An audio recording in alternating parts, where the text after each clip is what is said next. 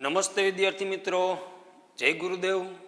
વિદ્યાર્થી મિત્રો, આપણે ભણી રહ્યા હતા સંધિ, જેમાં ગયા લેક્ચરમાં આપણે સંધિના નિયમો ભણ્યા હતા, સ્વર સંધિના નિયમો, જેમાં આપણે દીર્ઘ સંધિના નિયમો ભણ્યા હતા. દીર્ઘ સંધિ એટલે તો સજાતીય સ્વર સાથે જોડાય ત્યારે કેવી રીતે સંધિ બને, કે જેમાં અ સાથે આ જોડાય, રસ્વ ઈ સાથે દીર્ઘ ઈ જોડાય અને રસ્વ ઉ સાથે દીર્ઘ ઉ જોડાય, ત્યારે તેમાં કેવું પરિવર્તન આવે છે તે આપણે ભણી ગયા. હવે એ નિયમો જે ભણ્યા તે બરાબર યાદ રાખી લેજો અને સમજી લેજો, અને સાથે સાથે તમારી નોટબુકમાં પણ તે લખી લેવા. અને હવે આપણે ભણવા જઈ રહ્યા છીએ તે સ્વર સંધિના જ નિયમો છે, જેમાં વિજાતીય સ્વર એકબીજા સાથે જોડાશે. તો સૌ પ્રથમ આપણે અના નિયમો લઈએ, કે અ પછી કે આ પછી કોઈ પણ અન્ય સ્વર આવે, જેમ કે એ છે, ઐ છે, ઓ છે, તો તેમાં કેવું પરિવર્તન આવે. તો બરાબર આ નિયમો છે તે યાદ રાખજો, અને આપણે થોડા થોડા નિયમો ભણીશું, જેથી કરી આપણે યાદ રાખી શકીએ. અને આ વિડીયો જોયા પછી એ નિયમો લખી લેવા અને પરફેક્ટ યાદ રાખી લેવા, જેથી કરી આ સ્વર સંધિના જે તમામ નિયમો છે તમને બરાબર યાદ રહી જશે અને સમજાઈ જશે. બાકી તમે જો મૂકી દેશો વિડીયો જોઈને લખીને, બરાબર, તો તરત તમને આવડી જશે નહીં. મેં પહેલાં પણ કહ્યું કે વ્યાકરણ છે, બરાબર, એ સતત પ્રેક્ટિસનો વિષય છે, કે જેમ જેમ તમે પ્રેક્ટિસ કરશો તેમ તેમ આ વ્યાકરણ તમને વધુ આવડશે, વધુ સમજાશે. માટે આ નિયમો છે, બરાબર, એ પરફેક્ટ વાંચી લેવા અને પરફેક્ટ સમજી લેવા. તો શરૂ કરીએ આપણે, કે વિજાતીય સ્વર એકબીજા સાથે જોડાય ત્યારે નીચે મુજબ સંધિ બને. હવે આપણે સજાતીય સ્વર વિશે તો શીખી ગયા કે અ આ તો તેનું દીર્ઘ રૂપ મુકાય, ઈ કે દીર્ઘ ઈ આવે તો તેનું દીર્ઘ રૂપ મુકાય, રસ્વ ઉ દીર્ઘ ઉ આવે તો તેનું દીર્ઘ ઉ મુકાય.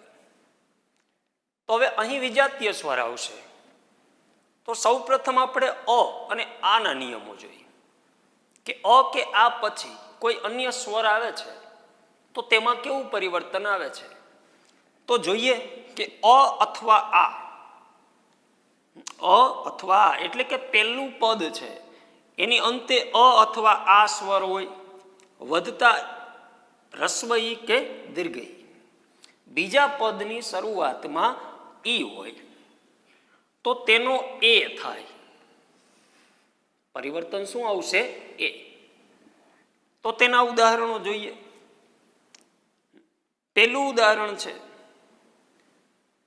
અ વધતા ઈ બરાબર એ, જેમ કે રાજ વધતા ઇન્દ્ર, રાજ વધતા ઇન્દ્ર. તો મેં ગયા લેક્ચરમાં પણ શીખવેલું કે પહેલું પદ છે તેમાં ડાયરેક્ટ સ્વર હશે નહીં, બીજા પદમાં ડાયરેક્ટ સ્વર હશે સ્વર સંધિમાં. તો આપણે જોઈ શકીએ કે આમાં સ્વર છે એ ભળેલો છે, તે આપણે શીખ્યા હતા. જેમ કે જ વત્તા અ, આમાં સ્વર ભળેલો છે એટલે અ વધતા ઈ થશે. શું થશે? અ વધતા ઈ. તો તેમાં કેવું પરિવર્તન આવશે? જ્યારે બંને પદની સંધિ થશે તો એ થઈ જશે. શું થઈ જશે? એ. રાજ વધતા ઇન્દ્ર તો રાજેન્દ્ર. રાજેન્દ્ર નહીં પણ રાજેન્દ્ર થશે. એટલે આ ખાસ યાદ રાખવાનું. જેમ કે ગજ વધતા ઇન્દ્ર તો ગજેન્દ્ર આપણે ગઈ છે, બરાબર. એવી જ રીતે રાજ વધતા ઇન્દ્ર તો રાજેન્દ્ર. સુર વધતા ઈશ તો સુરેશ. એ થઈ જશે, બરાબર. સુરેશ નહીં કહી, પરંતુ શું કહીશું? સુરેશ. સુર વધતા ઈશ. એવી જ રીતે રાજ વધતા ઇન્દ્ર તો રાજેન્દ્ર. એટલે અ વધતા ઈ બરાબર એ થાય. તે અહીં પરિવર્તન જોવા મળે છે. જ વધતા એ એટલે છે. ત્યારબાદ બીજો નિયમ જોઈએ કે આ વધતા ઈ. અ કે આ કોઈ પણ હોય સ્વર, બરાબર. અને અહીં રસ્વ હોય કે દીર્ઘી હોય તો તેનો એ થશે. આટલું યાદ રાખવાનું. અહીં આપણે બે ઉદાહરણો જ લીધા છે, બરાબર. કોઈ પણ આવી શકે કે આ વધતા રસ્વઈ આવે, આ વધતા દીર્ઘી આવે, કે અ વધતા રસ્વઈ આવે, કે અ વધતા દીર્ઘી આવે, તો તેનો એ થશે. જેમ કે આ વધતા ઈ બરાબર એ. તો મહા વધતા ઈશ, બરાબર. અહીં જોઈએ આપણે કે હા, તો તેમાં કયો સ્વર છે? આ. હ વધતા આ. તો તેનું રૂપ પણ એવી જ રીતે થશે એ. જેમ કે મહા વધતા ઈ સંધિ કરી તો મહેશ. શું થશે? મહેશ. મહેશ નહીં થાય, પરંતુ મહેશ. એટલા માટે આ નિયમ યાદ રાખવાનો કે અ કે આ પછી ઈ આવે, કોઈ પણ ઈ, તો તેનો એ થાય, બરાબર. આના પરથી અન્ય ઉદાહરણો છે, તે પણ તમે જોજો તમારા પાઠ્યપુસ્તક લક્ષી, એટલે તમને ખ્યાલ આવશે. અગાઉ મેં કહેલું કે એક ઉદાહરણ યાદ રાખી લેવું. ઉદાહરણ પરથી નિયમ યાદ રહી જશે કે રાજેન્દ્ર છે કે મહેશ છે, તો તેની સંધિ કઈ રીતે છૂટી પડે છે, કઈ રીતે સંધિ બને છે. એટલે એ શબ્દો ઉપરથી એના જેવો જ કોઈ બીજા શબ્દો આવતા હોય તો આપણે સંધિ છૂટી પાડી શકીએ, સરળતાથી યાદ રહી જશે. ત્યાર પછી જોઈએ બીજો નિયમ એના પછીનો કે અ અથવા આ વધતા ઉ અથવા દીર્ઘ ઉ, તો તેનો ઓ થાય. ઈનો એ થાય. અ કે આ પછી ઈ આવે તો એ થાય, અને અ કે આ પછી ઉ આવે તો તેનો ઓ થાય, બરાબર. તો ઉદાહરણ જોઈએ કે અ વધતા ઉ બરાબર ઓ. ઉદાહરણ છે પર વધતા ઉપકાર. અહીં આપણે જોઈએ ર, તો તેમાં અ સ્વર છે, ર ખોડો નથી, એટલા માટે તેમાં અ સ્વર છે. જેમાં અહીં આપણે કર્યું તેમ જ આપણે કરી શકીએ કે પેલા પદમાં અંતે સ્વર આવે છે અને બીજા પદમાં ડાયરેક્ટ સ્વર છે ઉ, તો અ વધતા ઉ, તો તેનું પરિવર્તન થશે ઓ. એટલા માટે પર વધતા ઉપકાર, તો શબ્દ બનશે પરોપકાર. શબ્દ થશે પરોપકાર, સંધિ બનશે. એટલે અહીં પરિવર્તન આવ્યું, ઓ થઈ ગયું. શું થઈ ગયું? ર વત્તા ઓ એટલે ઓ, રો, પરોપકાર. બીજું ઉદાહરણ જોઈએ. આ વધતા ઉ, તો પણ ઓ થશે. અહીં જે નિયમ સમજાવ્યો એવો જ નિયમ છે, પરંતુ અહીં ઓ પરિવર્તન થશે કે આ વધતા ઉ તો ઓ થશે. મહા વધતા ઉદય. અહીં આપણે જોઈએ હા, હ વધતા આ, વધતા ઉ, એટલે આ વધતા ઉ થશે તો તેનો ઓ થશે. જેવી રીતે મહા વધતા ઉદય, મહા વધતા ઉદય તો મહોદય. અહીં ઓ થઈ ગયું. શું થઈ ગયું? ઓ થઈ ગયું, બરાબર. તો આ શબ્દો ઉપરથી તમે બીજા શબ્દો પણ શોધી શકો. જેવી રીતે ગંગા વધતા ઉદક, તો ગંગા આ પછી ઉ, તો ગંગોદક. શબ્દ શું બનશે? ગંગોદક. એટલે અહીં ઓ થઈ જશે. એટલે આ ઉદાહરણો યાદ રાખવા. બરાબર, સરળ એવા શબ્દો લીધા છે ઉદાહરણ તરીકે કે જે આપણે વધુમાં વધુ પ્રયોજતા હોય, બોલતા હોય. પરોપકાર તો પર વત્તા ઉપકાર, મહા વત્તા ઉદય તો મહોદય. બરાબર, તો આ નિયમ શું કહે છે કે અ કે આ પછી ઉ આવે કોઈ પણ તો તેનો ઓ થાય. બરાબર, બરાબર યાદ રાખી લેજો કે અ કે આ પછી ઈ આવે તો એ થાય, અને અ કે આ પછી ઉ આવે તો તેનો ઓ થાય. આવું પરિવર્તન આવે. એકદમ સરળ છે. વાત છે પ્રેક્ટિસની. સતત પ્રેક્ટિસ કરશો અને રોજે રોજ આ નિયમો છે એ તૈયાર કરી લેશો એટલે સંધિ બરાબર યાદ રહી જશે. બરાબર, હવે જોઈએ આગળનો નિયમ કે અ અથવા આ પછી રૂ આવે. બરાબર, શરૂઆતમાં બધા અ કે આ જ છે, એના પછી અન્ય સ્વર આવતા હોય તેને આપણે જોવાના છે કે અ અથવા આ વધતા રૂ, ઋષિનો રૂ, તે પણ સ્વર છે. આપણે ધ્વનિ શ્રેણી ભણ્યા ત્યારે શીખવ્યું હતું. બરાબર, કે અવળી માત્રામાં ઉ કરી આપણે, જેમ કે કૃપા તો તેમાં રૂ છે, અને ઋષિમાં ડાયરેક્ટ રૂ પ્રયોજાય છે. બરાબર, તો એ પણ સ્વર છે કે અ કે આ પછી આ રૂ આવે તો તેનો અર થાય. શું થશે? અર. ઉદાહરણ તરીકે અ વધતા રૂ બરાબર અર. તો સપ્ત વત્તા ઋષિ, અહીં અ સ્વર છે સપ્ત, અને ત્યાર પછી રૂ એ સ્વર છે તો થશે સપ્તર્ષિ. અહીં શું થયું? અર્ષિ. અર પ્રત્યે લાગ્યો. ર છે એ ખોડો છે એટલે કે સ સાથે જોડાઈ જશે એટલે રેફ આવ્યો. શું આવ્યું? રેફ. ઉચ્ચારણ આપણે કરી ધ્વનિ શ્રેણી પ્રમાણે તો સપ્તર્ષિ અર થઈ જશે. બરાબર, તો એવી જ રીતે આ વધતા રૂ તો પણ અર થાય, આર નહીં થાય. શું થશે? અર જ થશે. તેમાં આ વધતા રૂ છે તો આર નહીં થાય, પરંતુ અર જ થશે. જેવી રીતે મહા વધતા ઋષિ. બરાબર, હા તો આ, મહા વધતા ઋષિ તો મહર્ષિ. અહીં ઉચ્ચારણ થશે અર. મહર્ષિ ઉચ્ચારણ તમે કરશો તો તરત ખ્યાલ આવશે કે અર એવું ઉચ્ચારણ થાય છે. કે ઉચ્ચારણ થાય છે અર, મહર્ષિ. બરાબર, એકદમ સિમ્પલ છે કે અ પછી ઈ યાદ રાખી લ્યો, અ પછી ઉ યાદ રાખી લ્યો, અને અ પછી રૂ, ઋષિનો ક્રમમાં જ લીધા છે કે રૂ આવે તો અર થાય. બરાબર, ઈ આવે તો એ થાય, ઉ આવે તો ઓ થાય, અને અ પછી રૂ આવે તો અર થાય. ત્યાર પછી અ અથવા આ પછી એટલે કે વત્તા એ અથવા ઐ, એ કે ઐ આવે તો તેનો ઐ થાય. ઐ આવે તો ઐ જ થવાનો છે, પણ પરંતુ ઐ એ આવે તો પણ ઐ થશે.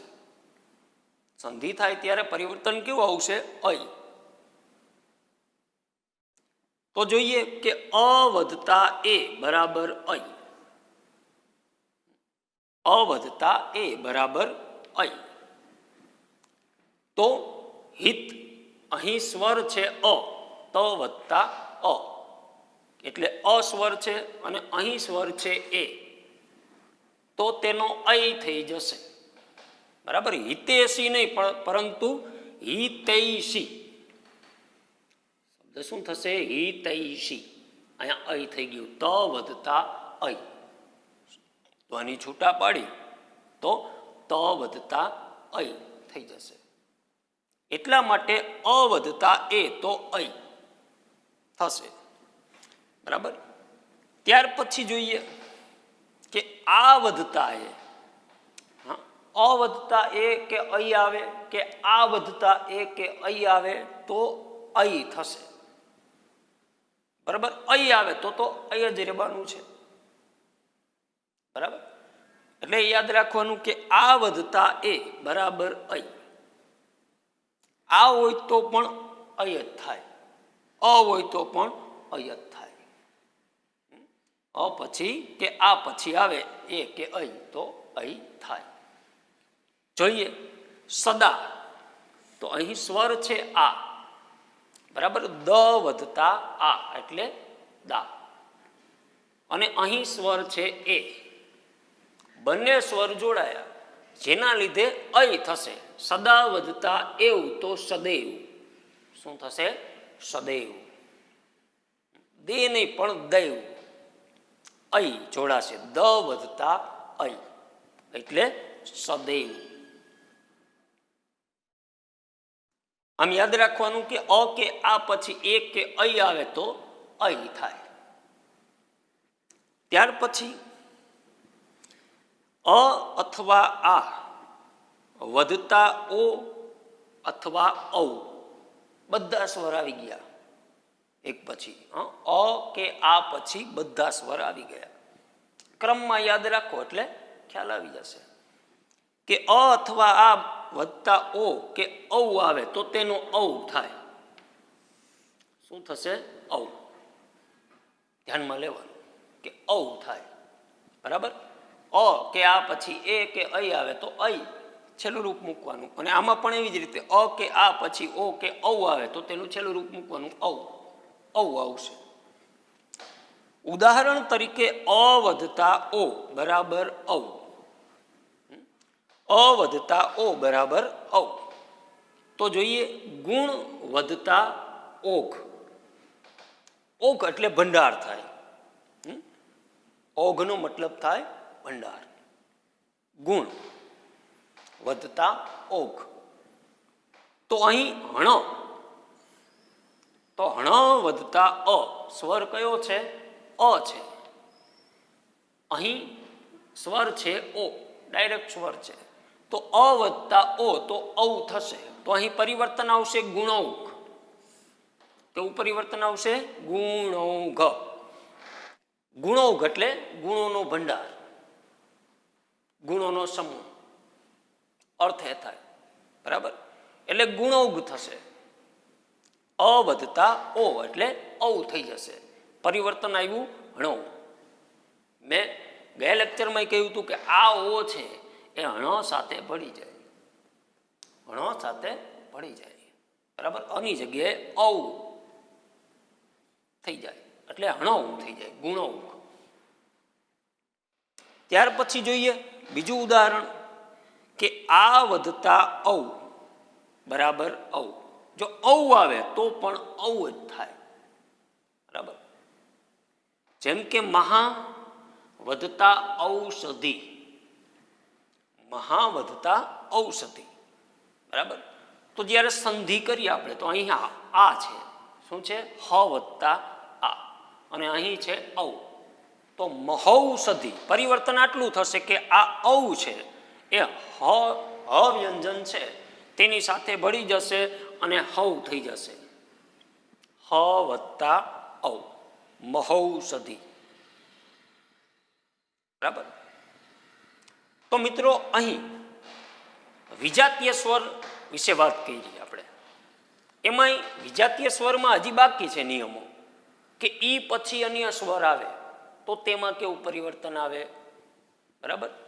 કે એ પછી અન્ય સ્વર આવે તો તેમાં કેવું પરિવર્તન આવે. એ નિયમો બાકી છે. પરંતુ આજ માટે આટલું છે. બરાબર. આ 5 નિયમો છે. આ 5 નિયમો છે બરાબર યાદ રાખી લેજો. ક્રમમાં જ આપણે આ નિયમો લીધા છે કે અ કે આ પછી અન્ય સ્વર આવે તો તેમાં કેવું પરિવર્તન આવે છે તે આપણે જોયું. બરાબર. તો ફરીવાર જોઈ લઈએ કે અ કે આ પછી ઈ આવે તો તેનો એ થાય. બરાબર. એક એક ઉદાહરણ યાદ રાખી લઉં. રાજ વધતા ઇન્દ્ર તો રાજેન્દ્ર. ત્યાર પછી બીજો નિયમ છે કે અ અથવા આ પછી ઉ આવે તો તેનો ઓ થાય. જેમ કે પર વત્તા ઉપકાર તો પરોપકાર, ઓ થઈ જશે.